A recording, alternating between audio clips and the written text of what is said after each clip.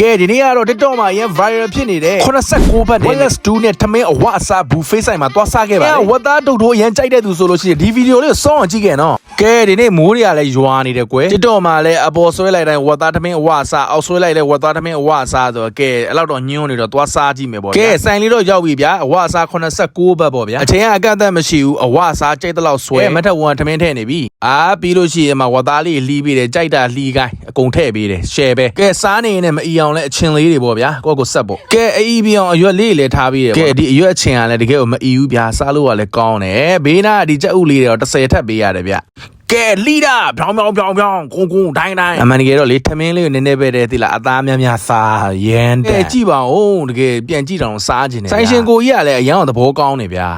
ဖြည်းစားနော်ဖြည်းစားကဲမထက်ဝန်ကတော့တီးနေပြီဗျာတကယ်ဒီ Wellness 2ဒီထမင်းကလေအပြင်မှာစားမယ်ဆိုလို့ရှိရင်ဈေးက100ကျော်ပေးရတယ်ဗျာဒီမှာ89ဘတ်နဲ့အဝဆွဲဆိုတော့ share ပဲပြီးတော့ဒီဆိုင်လေးကအရန်အောင်လည်းနာမည်ကြီးတယ်ဗျာတော်တော်များများတိကြတယ်ပေါ့နော်အိုးဝက်ဦးလေးတွေဗျာ share ပဲကိုကတော့ရိုင်းနဲ့စာရိုက်စားပေါ့အကိုကြီးအသားလေးထည့်ပေးပါဦးဒီမဲ့ကွာတိုင်းရစားကဲနောက်ထပ်တပွဲဆက်ကြိတ်ခေဒါနောက်တစ်ခေါက်ထပ်သွားယူတာအသားလေးတွေဝက်ဦးလေးတွေစားပြီးအမှန်ကတော့ထမင်းထည့်ပြီးလို့ရှိရင်ဒီမှာ soup ရှိရပေါ့နော်ဒီဝတ်သား